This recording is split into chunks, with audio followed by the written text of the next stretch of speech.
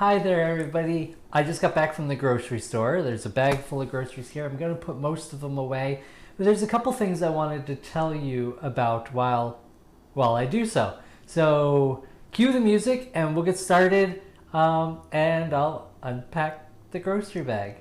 Talk to you soon.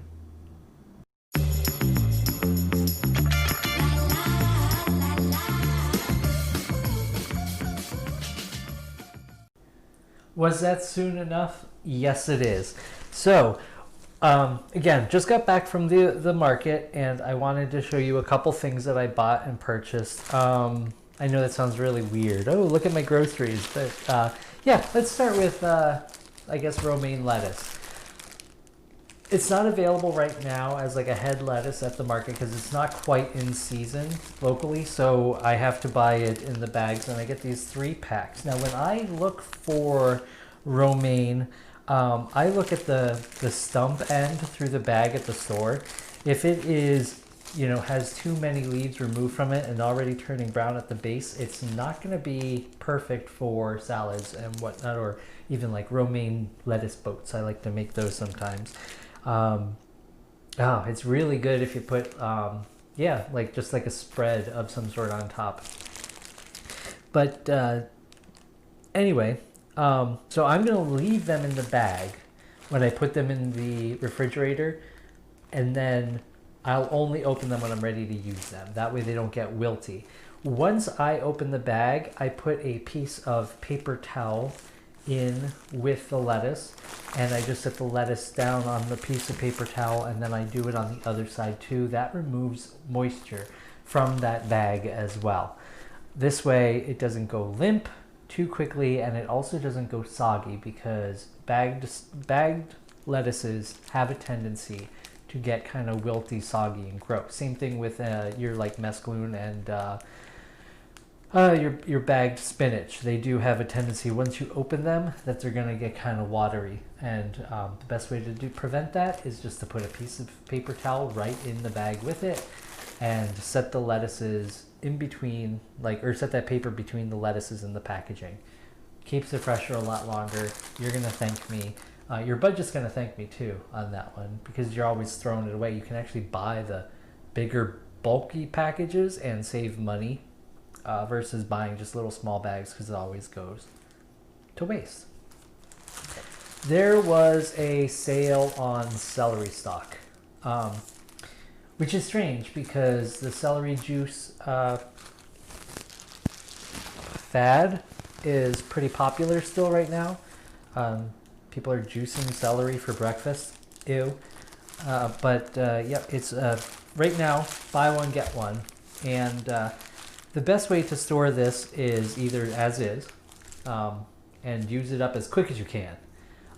Hopefully it doesn't go limp, but if it does go quite limp, just get a big flour vase, take the celery stalk out of the packaging, and fill that vase with some ice water and even ice cubes, and set it in, and put it back in the fridge standing up if you have the room. If you don't, just have it on the counter and it'll come back to life. It's pretty fantastic. So that's why I was okay with buying the 2 packages, because I'm not going to eat it that fast, but I know how to resurrect it should it go bad. Now, the other thing is this stalk end. I usually just when I'm using it, I cut this stalk off about 2 inches from the base. And you can go ahead and put that also in some water, like a little can of water, and it will grow some more celery. Now it won't be tall celery, so you'll be using it more for dice than you will a whole stalk. That is that option.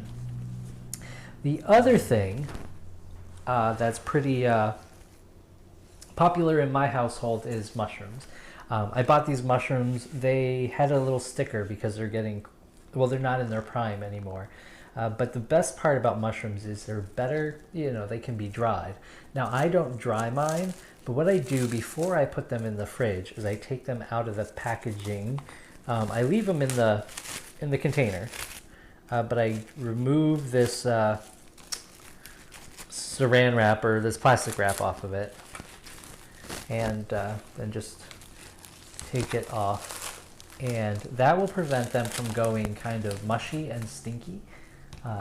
Mushrooms, when they go bad, kind of have a aroma of, yeah, bad fish. That's pretty much the best description of that.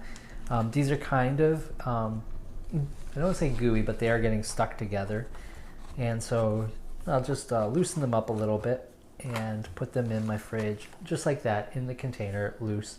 And I will use them now. If they get a little, again, they get a little bit like shrivelly, you can just go ahead and fry them up, and they kind of pick up waters and juices from other things that you're cooking with.